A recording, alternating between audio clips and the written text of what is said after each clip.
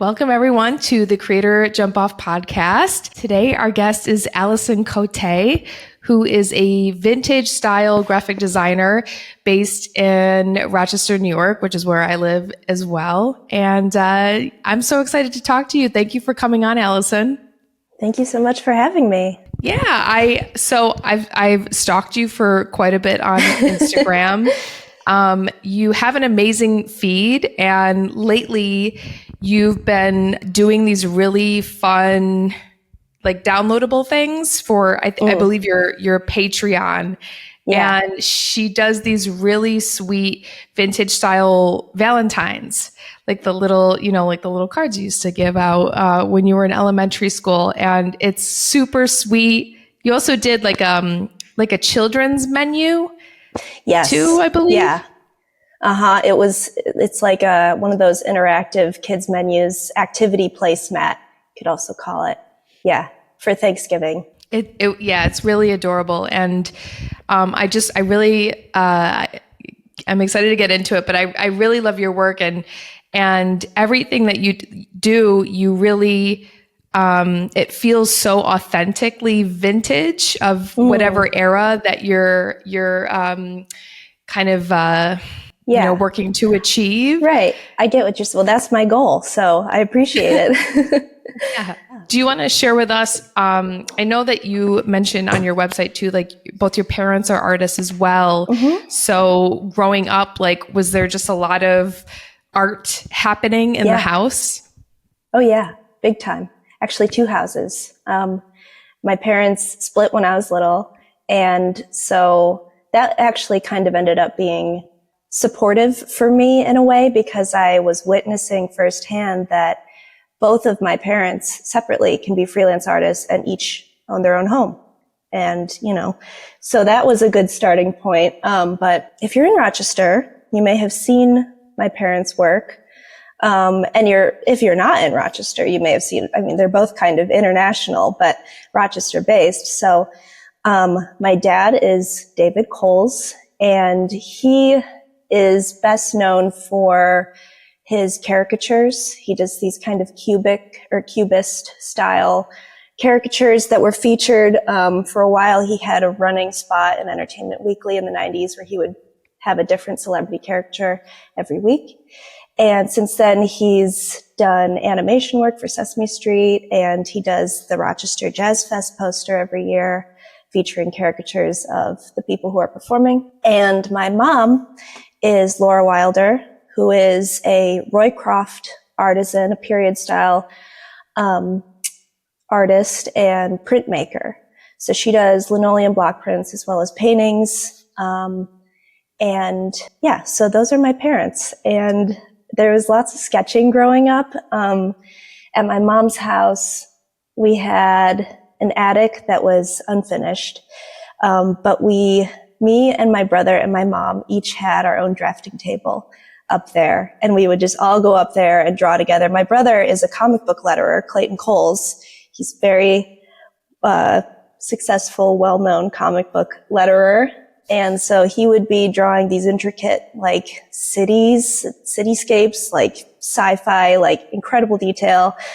I would be drawing portraits probably, and then my mom would be doing her work, and we would all just like put on Elton John or Dave Matthews Band, 90s, and draw away. And then my dad, he always just made art playful, and anytime we were at a restaurant, he would pull out his pen and we'd start doing drawing games on a napkin, like, oh, let's draw a letter of the alphabet, and then you have to turn it into something, and then you draw a letter for me, and we would just do that. It was so fun. And he taught me the importance of adding stink lines and armpit hair and pee puddles under every character we drew. So definitely get a lot of the humor side from him, and maybe more of the classical art stuff from my mom. But then there's just a lot of me too. And I always say, like, growing up at school, in elementary school, I felt it was very important to me that I established myself as the artist in the class at the beginning of every year. And it wasn't something I ever really doubted about myself because I was like, obviously I'm the artist in the class. And looking back at my art from back then, it was about as good as any of the other kids. But I think because I believed it and I was just like, I'm the artist, and I never doubted it. I think what happens with a lot of kids is that sort of fizzles away, especially when you hit middle school and it's like all the self-consciousness comes down on you like a wave, and everything that you were like, I'm the best at this in elementary school is like, maybe I'm not. I can't ever show anyone that I'm a person at all. And I think the reason that didn't go away for me is because I was just like, well, I'm the artist, so at least I'm still the artist. And, because my parents are. So that never really left me. And I think that that's why I continued to practice. And I feel it's almost less of a talent thing and just more of a, she believed she could, so she did. Yeah, I love that. That's beautiful. And I really believe that too. And first of all, I go to Java's a lot. So I see your dad's artwork all over the place. Oh, does he have stuff there? I think he probably does. I haven't been to Java's in a long time, but yes. Yeah. Yeah. Their artwork hasn't changed in like 25 years. It's like, I moved away from Rochester for a long time and now I'm back. And so it's all more or less the same artwork. So I'm pretty sure like those, there's a bunch of your dad's, portraits in there. But yeah, I love what you were saying. Like I always think about, I had a teacher at MCC. He was my drawing teacher, and there was a book, I can't think of the name of the book right now, but it talked about that to be good at drawing, there's no, like all these scientists studied like artists, like, visual artists and whatnot. And they found that there's not really a genetic predisposition to being good at art. Right. Versus like there's people who are genetically predisposed to be better at mathematics or physics or something like that. And he said, so it's not like, like my parents are artists, so I'm going to be a good artist, or I'm, my parents are, no one in my family is an artist, so I'm going to be bad at art. So his point of telling us this is that like anyone can draw. Like if you are trash and you're figure drawing now, and you just keep practicing, like you will get better. Cause Isn't that inspiring? I love, it's like Ratatouille. Yes. Yeah.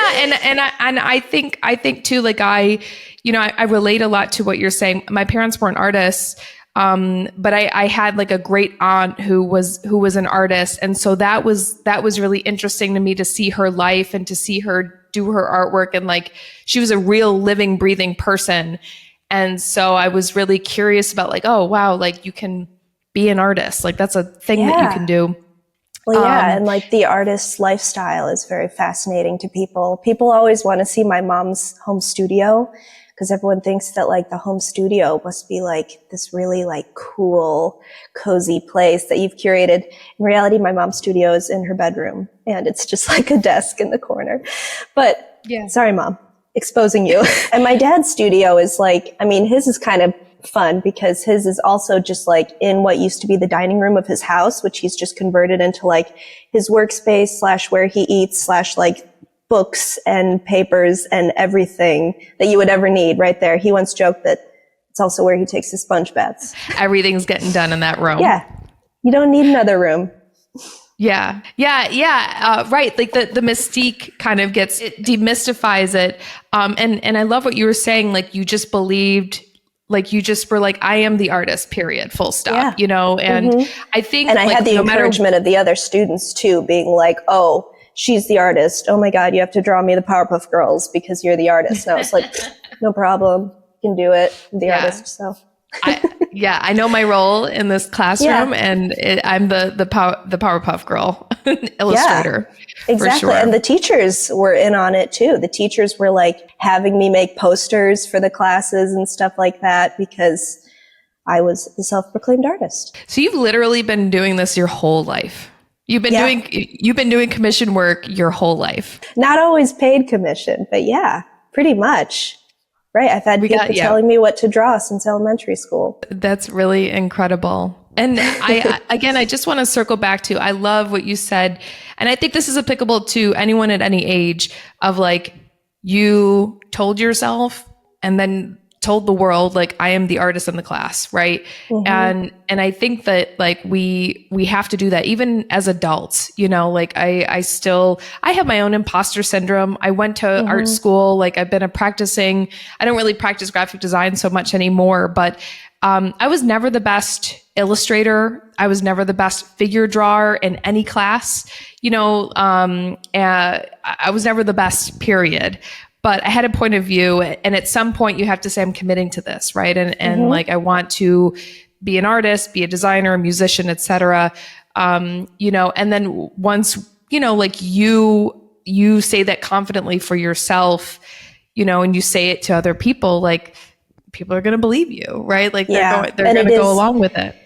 It's so much harder as an adult. I myself have imposter syndrome. I'm especially after having a kid and going on maternity leave, I really felt like when I was pregnant, my body was using all of my creative energy to make my son. And I found that I couldn't draw up any ideas. Like I was just like, I'm totally dried up. I have no more ideas. I don't know if I'll ever have good ideas again. And the ideas are really what motivate you, because if you're just trying to, oh my God, it was so painful just trying to like struggle along to make some art when I was like, I'm not into any of this, but I have to finish it. So coming back from that, I definitely, it took me a while to be like, I'm still an artist. I can still do this, especially because through the pandemic, I like lost so many followers on social media. Mainly because I stopped posting art and I started sharing content like a lot of people were, social justice stuff, COVID stuff. And, you know, I get why people left. They're like, this isn't why I followed you. But that definitely hurt my confidence too. There's so many things as an adult and in this era. You know, I grew up in the 90s, no social media, nobody to compare myself to really. It made it so much easier to say, I'm a great artist. I can do this, you know. And being an adult in 2024 with Instagram and TikTok and everything, everyone sharing their stuff all the time, it's so easy to just say, what's the point? Someone's already done that, you know? So that is something to practice, even for someone who seems like they have it together. Yeah.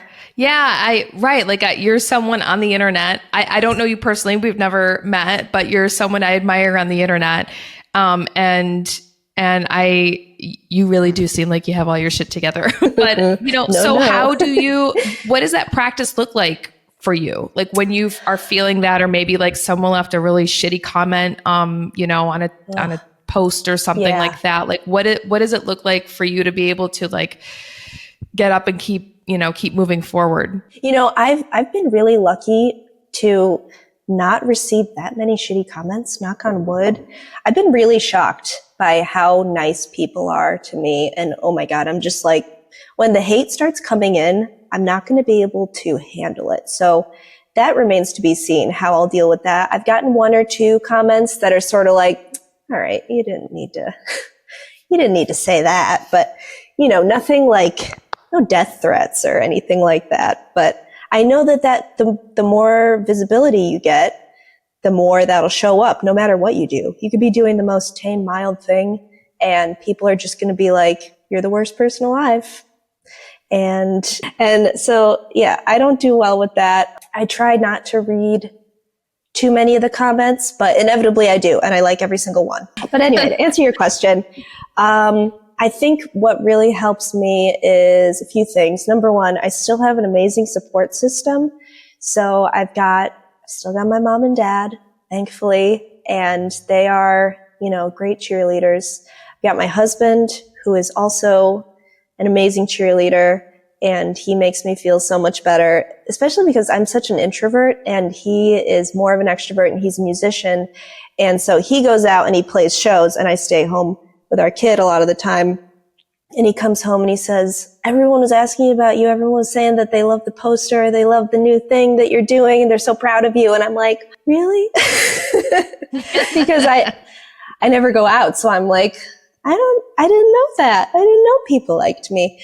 I mean, external validation helps, but it obviously shouldn't be everything. It is nice. Yeah. But I think the thing that helps me is, just having quiet moments where I can really focus on something inspiring. So if I'm like looking through a book of vintage artwork or Mary Blair illustrations, or I, go down a rabbit hole on Pinterest of some kind of cool, like new 70s designer that I discovered, and kind of get in the headspace of like, could I do something like this? And not thinking about like, has anyone ever, is anyone else doing this or whatever? I think thinking about what I really, really want to make and making something. My best art is always just like something where I can see how I'm going to do it before I start. And I think, ooh, this is going to be really fun. And there's a little bit of competitiveness also where I'm just like, I'm going to show everyone. Yeah. I'm going to show them I can do this. And that's when I get like that little burst of confidence. It has to be a little bit competitive for me, unfortunately, but I say fortunately. I think about that too of like, when I'm around other designers or when I'm around other creatives, like I just think about like art school, being in the computer lab and, getting up to smoke a cigarette or go to the bathroom or something, and then seeing what's going on everyone's screens.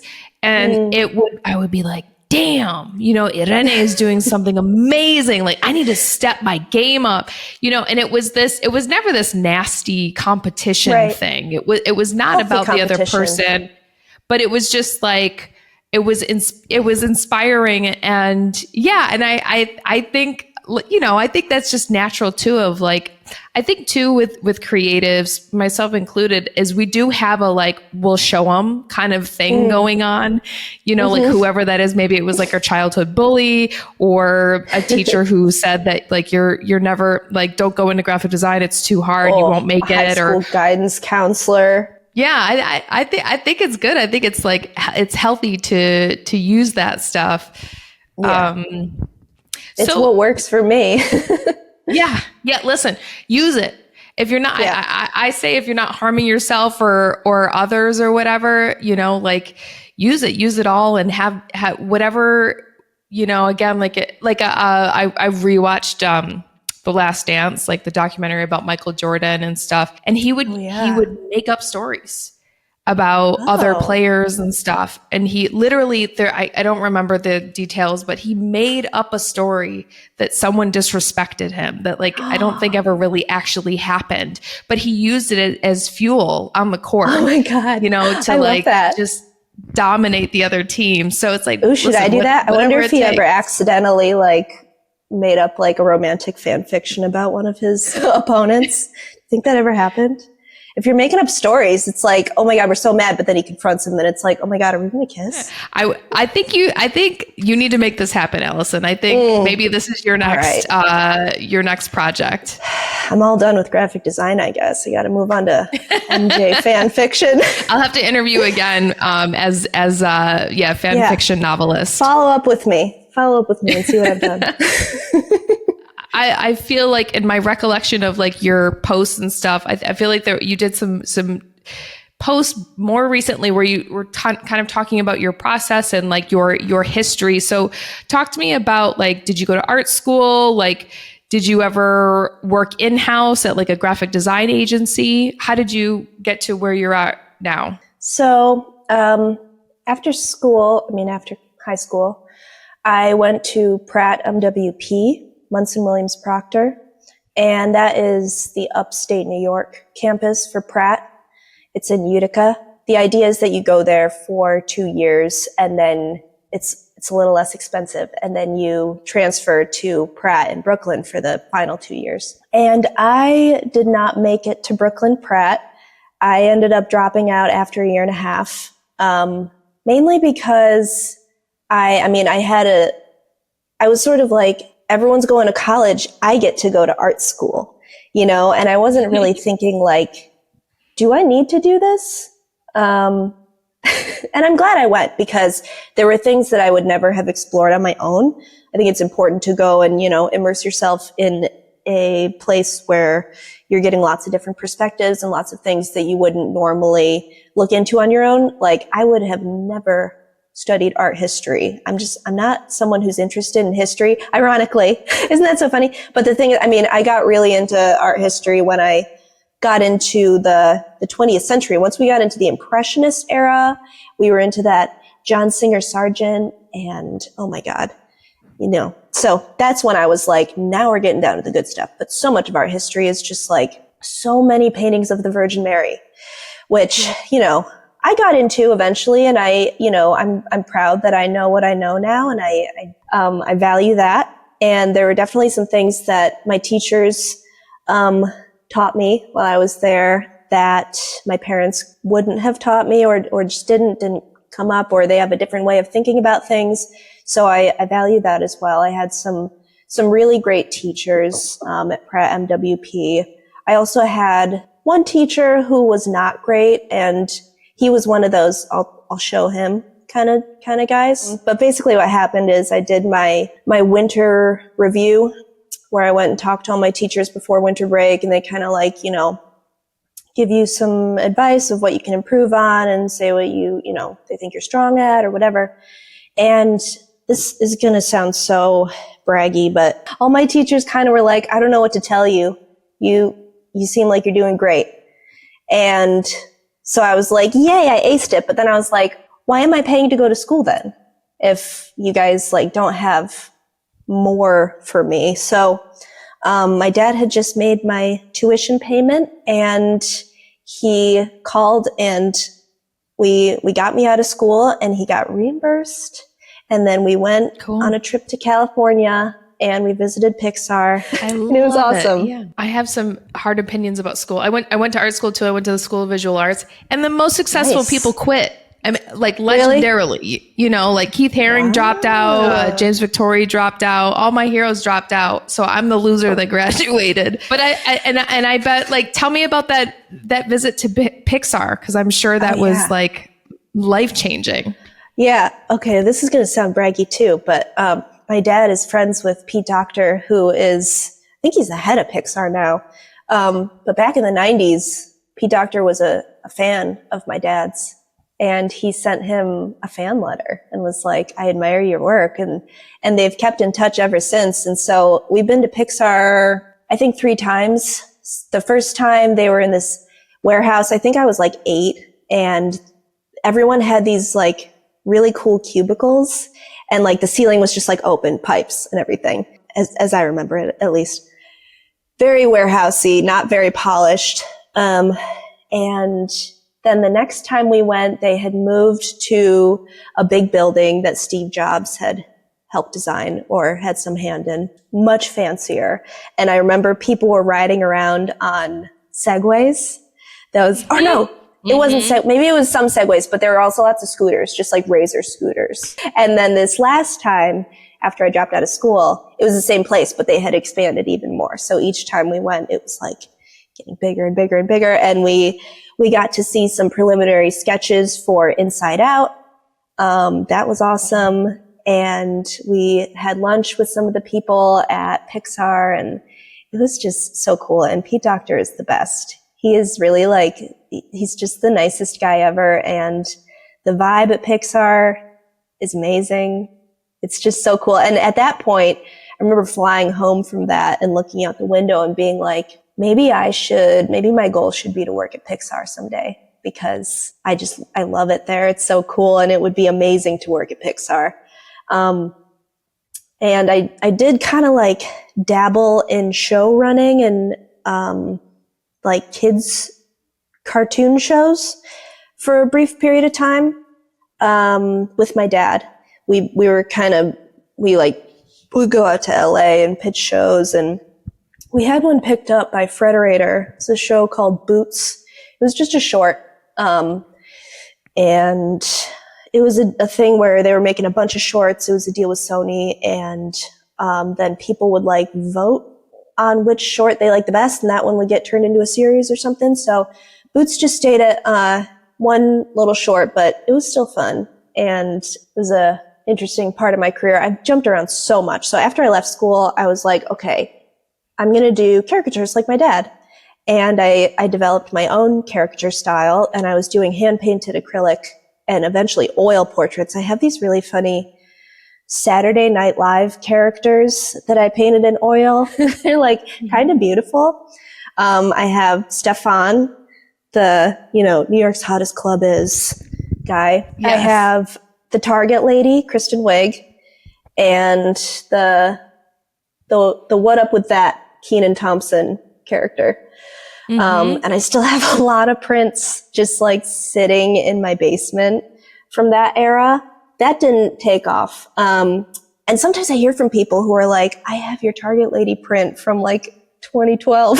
And it's so funny. After that, I did editorial illustration. So I got some work working for the Baltimore Sun and Fast Company and some other magazines. And then after that, I was doing oil landscapes. And then I was like, I'm going to be a fine artist. And I was looking a lot at Whistler and Monet. And I did a year of doing art festivals. So I did the Clothesline Fest in Rochester, and I did one in Canandaigua, and I did two in Canandaigua, actually. But after a year of that, I was just sort of like, I can't do this because I'm too much of an introvert. And the whole thing I was trying to do was like basically become a salesman, and you have to really put yourself out there and talk to people and ask them questions about themselves. And there's this whole, psychology element that I just wasn't interested in. I just wanted to make art.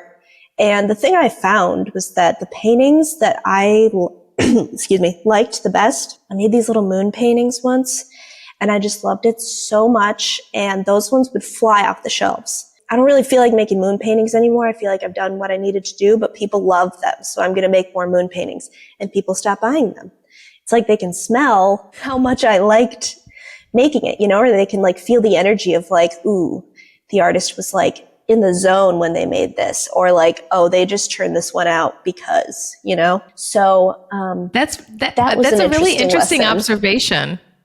Yeah, and it definitely helped me. Yeah. Just to pause on that, I think that's really interesting. And I used to be a lot more woo-woo than I am now, but I definitely do believe in kind of a lot of yes. Me too. Yeah, I spent $80 in one sitting once. And one what? In one sitting, I went to a store and I spent $80 on crystals, and I was so poor that was like a very irresponsible amount of money. But they were going to heal your life, and they were going to bring you lots and lots of money to your bank account. I mean, I mean, like I'm rubbing a tiger's eye right now, but it's really just to fidget. But I used to be super woo woo, but I do. Some parts stick around. You take what you need and leave what you don't. Like the whole believing in yourself is basically the law of attraction, right?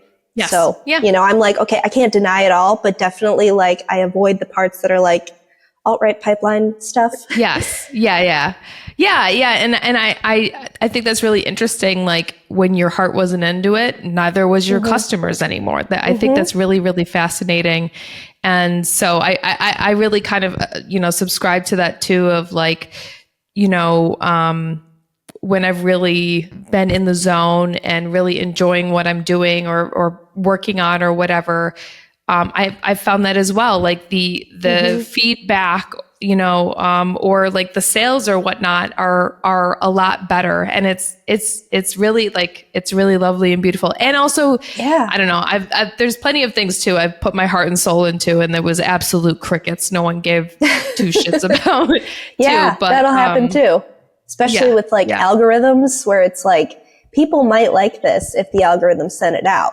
In that case, it's the algorithm who is wrong. But if, I still believe that if people can pick up on the fact that you really loved what you did, and also there's an audience for everything, like literally everything.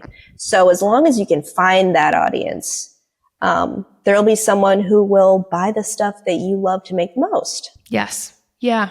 Okay. So I interrupted you, but so you decided markets are not for you. It's a little too much one-on-one. Yeah. So where did you go from there? I'm too introverted. So after that, that's when I got into show running, and I started getting together with my dad, and we would just like write scripts, do character design. I'd spend like all day with him writing these shows. And we have lots and lots of scripts from several different shows that we created, and we pitched them to Disney, whatever playhouse Disney turned into. It's like the kids' Disney. And Nickelodeon, and just a bunch of different places. And yeah, the only one that really got picked up was Boots, and that was kind of short-lived, but still cool. It's on the internet if you want to go search Boots Frederator. I also do the voice of Boots. And let's see, after that, I was with my husband at that point. And sorry about the gross sniffing. I'm getting over COVID at the moment. So I've got a little bit I know. I avoided it up until now, but finally got us. So it's pretty impressive. Thank you. We try really, really hard. We're still big time maskers and all that. But I'm proud we made it 4 years. Anyway. So you were show running. Yes. With your dad? The brain fog. Okay. At this point, I was with my husband, and he's a musician. And I've actually known my husband since 3rd grade, and we started dating in 5th grade. Actually, I have 6th grade. Oh my God, that's so sweet. Yeah. So we go way back, and I would doodle with him a lot in high school too. That was one of the ways that we bonded. But he's a great musician, and he's in tons of bands in Rochester, Dangerbird, Michaela Davis, Mighty High and Dry, River Lynch and the Spirit Makers. He plays at Woodcliff. He plays jazz. He actually went to school for jazz drums. But anyway, this isn't about him. Wow. Yeah. He'll get it. He had his honorable mention. Yes. But so his band Dangerbird, he started it in around 2015 or 16. And I really, really loved poster design when I was in college. And I said, please let me make your posters for your band. And he was like, duh, obviously, especially because I was going to do it for free. I was just like, yeah, in-house artist. So I started making posters for them, and it was great because they let me do whatever I want because it was free. And then eventually, some of the other people started picking up on the fact that I was making these posters, and then they started asking me to make them posters, and then I started charging something like $30 a poster. And eventually it just started picking up steam, and I was able to charge more. Eventually I started charging Dangerbird. They still get a low rate from me, but I was like, this is ridiculous. This is my real job now. I need some money for this. And yeah, eventually I was asked to do album art, and it just started branching out, especially in the kind of vintagey, rockabilly, tropical, tiki kind of. Yeah, like Tropicalia. Yeah. Kind of vibe. Society, community. And I started working with High Tide Recordings. They're a label who actually the guy, the head of High Tide, is from Rochester too. And he actually used to play shows when Alex was in a band with his brother. When Alex was 10 years old, he was in a band with his teenage brother. And they would play Battle of the Bands. They'd play at Water Street and everything. And the guy from High Tide, Vince, was in a band who would play with them too, but he was pop punk. And now he's full rockabilly. And it's funny how you see those genres kind of a lot of pop punk people or scene kids sort of have transitioned to rockabilly type look style, Interesting. So that's an interesting crossover. Yeah. And I've loved working with High Tide. And from there, it just, let's see, I don't know, it branched out. And then last year I joined TikTok, and I figured I'm on TikTok all the time. Might as well put some content out there. And I had a lot of people throughout the years say, can you post process videos? And I would just forget to record while I was, working. It is kind of annoying to have to be okay, I'm in the zone, I'm ready to work. And then be oh wait, I need to record my screen and, all that. But I'm glad I did it, because after, I joined TikTok March last year, and Some of my videos started doing okay. And then in like August, I was approached to make posters for the Jonas Brothers. And I made several posters for their last tour. They would have a poster for each show that they did on the entire tour. So there were like 7 artists in total, just like making all these posters. And I was one of them. And that was amazing. I remember getting that DM. It was literally a DM on Instagram where someone just said, hey, would you be interested in making posters for the Jonas Brothers? And it was like midnight. Do you think it was BS at like, first? I kind of did. Yeah. I was like, is this real? But I can kind of sniff out the scams at this point, you know? Yeah. If they have like a really unusual name, like Cherry Jefferson, or if they, have like, 0 followers. Yeah. Or if they insist on like paying, they like say like, I'll give you $5,000. You know, how can I pay you? And you haven't even like asked them what they want yet. That's fishy. Anyway. But this one was real. And so I got to make stuff for the Jonas Brothers. That was amazing. But the thing that really like blew up my TikTok, and I was not expecting this at all. You never know what's going to blow up, but it was getting to be the holidays, and my brother-in-law Nick and his wife Grishma asked me to make a holiday card for them. And I did their holiday card last year too. I did a mid-century style house portrait, which is the other thing that my TikTok is getting attention for. People love the house portraits. They're so fun. I want to buy a house just so I can commission you to do a house portrait. It's not the first time I've heard that. I can also do apartment buildings if your apartment's cool. So okay. Just throwing that out there. But Nick and Grishma wanted something a little different this last year. And actually, Grishma, it came to her in a fever dream. She was sick and had a dream about a kids menu, like placemat, like we were talking about earlier, an activity placemat, but it would be a Christmas card, and it would have like Christmassy elements, and there'd be like a connect the dots of their cat and dog and a maze, Christmas tree shape. And so Grishma told me all her ideas, and a lot of the ideas did come from her. She was like, Christmas tree shaped maze, like it's got to have this and this and this and this. And it was my job to just transcribe that to the page and figure out how to, and of course, you know, they wanted it to look vintagey. And I decided to go a little extra and put some food stains and coffee rings on there too, because I love making stuff look dirty. And I posted the process of making that, and people freaked out, which, like I said, I was not expecting at all. I was sort of like this is what people, like so many people commented, this is the best thing I've ever seen. And I'm like, wow. Have you seen my Jonas Brothers poster? Let me draw your attention to the other things that I've done too. If you like this. Exactly. That's where really I'm circling back to the thing we were saying earlier about the algorithm. Like, I'm sort of like, I don't personally feel like that's my best work, but it's the one that the most people have seen because of the algorithm, and people love it. So, hey. And then from there, I decided, well, so many people were asking for it.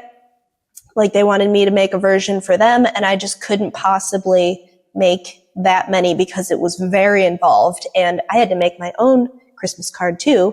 And I was trying to wrap up work for the year, Jonas Brothers posters to make. And so I decided to make a kind of general version, and that was my first printable PDF that I made available. And I started a Patreon too at that point because I had amassed like 30,000 followers on TikTok in like a month or two. And so I was like, all right, I think I can do the Patreon now. And Patreon's been amazing. It's really fun. And I love that I get to just sort of make up projects for myself every month, like to offer a new fun thing. But so I had the kind of general version of the Christmas card, and lots of people bought it and downloaded it. And then I decided to do a Thanksgiving placemat so people could have a placemat for their, you know, the kids' table at Thanksgiving. And that's when Adobe reached out and asked if I wanted to do a collaboration with them. And that was like, I thought Jonas Brothers was like, what? But then Adobe, I'm like, can I go up from here? I don't think I can. Cause I think you know, we'll see. We'll see who wants to work with me. Pixar? I mean, you know people. Yeah, somewhat. Anyway, so yeah, then Adobe, they wanted to do a collaboration with me. And so I did a couple videos with Adobe. I did they had me make kind of like an international version of the Thanksgiving placemat called a harvest dinner placemat. So, so they could have it available in other places besides America. And then they had me do a Christmas card design that was licensed to them. So that was one that they sold. And that one was cool because it was like a little window and it was a PNG. So you could slide in a family photo behind the window so that your little family's peeking through. But then the window on the outside of the house is designed by me. So that was really fun.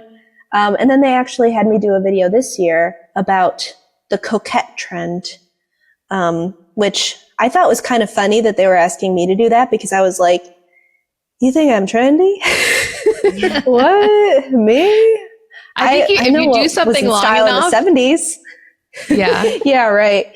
And it comes back around. Trends cycle. Yeah, they cycle around. So, but they just wanted me to take some of my existing artwork and put a bow on it and make it coquette. So that was pretty fun. I put some bows on my stuff and it was cute and fun. And I can't believe that they asked me to work with them a third time.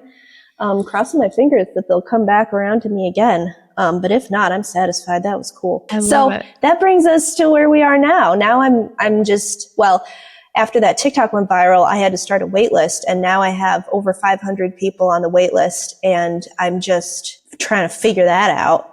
I'm just like slowly going through. It's amazing being like a freelance graphic designer and doing this since 2016, starting out just like making posters for $30 a piece, not making a living at all. And to answer your earlier question, no, I've never worked at a design firm. I've never worked at a place except in high school. I worked at Archimage on Monroe Ave. Little, gift. Shout out to Archimage. Gift shop. Shout out to Archimage. If you're in Rochester, New York, and you need a gift for someone, a very last minute gift, go to Archimage. They have great stuff there. Also, I haven't been in a while, but when I worked there, they let me draw signs for the things. And I think that some of my signs might still be there, and I would like illustrate them and everything. There might be some taped up behind the counter too. I should go and see. I only worked there for 5 months though. I've seen like little signs that they have for things. So maybe, go to Archimage, see if you can see little pieces of Alison Coté there. But yeah, I haven't ever worked for a design firm or anything like that. So I'm very clueless when it comes to the corporate art world. And anytime I've worked for someone who is corporate, I feel so out of my element and like such a baby because they're using all this jargon and I'm just like, I can draw you a picture. I don't know what I'm doing. Yeah. I mean, from someone who has worked in corporate a lot, it is just jargon. Mm-hmm. It's just fancy, you know what I mean? It's just fancy $2 words to sound businessy. But it's real basic shit. It works on me though. I'm very intimidated by it. I'm very much like, I'll do it for free. I'm sorry. Speaking of that, we have a few more minutes, but I wanted to ask you, so, you're in business for yourself, like how, and you, like you said, you started out like making posters for $30, which is grossly undercharging. So talk to me. I mean, you don't have to give numbers or anything, but talk to me about like, how do you calculate prices for your artwork now? Do you kind of have a system for that? Yeah, I've had to create a system because I found myself in too many situations where I am not getting paid what I feel I'm worth. Yeah. And I think as artists, we often undercharge, even when we feel like, well, this is what I'm worth. I think I'm still at a level where I probably should be charging more. And I don't mind sharing numbers either because I think it's good to communicate what other people are charging. So for instance, my house portraits, when I first started doing them 2 years ago, I started charging $150. And that was sort of when they've gotten a lot more complex since then. People add in a lot of elements. They add pets, sometimes portraits. And so last year I was charging $350 for them. And after my TikTok blew up and I got so many people on a wait list, they now start at $500. Which I asked my mom, because she used to do house portraits, but like pastel house portraits. She was doing a thing for a while where a realtor had a deal with her. And when they sold a house to someone, she would do a house portrait for them. And she did it for $500. And I was sort of like, well, you're using real materials that you have to buy. And so that factors into it. But really, it's just, what is it worth to you? How much demand is there for this thing too? But I have a lot of kind of contingencies and things that go along with the final price. So I have, if you're going to add extra figures, that'll add like $100 a figure, $25 a pet. I always give one free round of revisions. And I try to say like, okay, here's what I've done. Tell me everything you see wrong. I'm going to try to do it in one round of revisions. But any additional round after that is an added $35 so that you don't get stuck in a loop of they keep going back and changing things and you're not getting any more money because it's more and more and more work. So, and it also incentivizes them to like condense their notes into one email, please God. So I have the revision fee. Regretfully, only in this year did I start asking for a deposit up front. I should have been doing it for years by now, but I finally started doing it this past year. I asked for a 50% deposit up front, and that counts as a kill fee if the project gets scrapped or they never get back to me. At least you get some money, and it's good to spread it out, because I love the satisfaction of getting the full amount at the end. It's like, I did it, now I get my reward. But it's not realistic for my financial situation. They need it spread out a little more. So 50% up front. And, any fees, rush fees. I also had a rush fee if someone needs something within like 2 weeks, usually like $50 to $100. And, what else? Yeah, those are the main things. And any fees get tacked onto the final price at the end. And sometimes if people are going to license something from me, so like if I do, a sticker design and they're going to sell the stickers for profit, I add an additional licensing fee of, I don't know, between $100 and $300. That, again, I don't even know if these numbers are like what I should be charging. It's just sort of, I've been blindly feeling my way through this, asking my parents for advice. Like, what do you think I should charge for this? My dad notoriously undercharges. So my brother always says, ask dad and then charge $200 more than he says.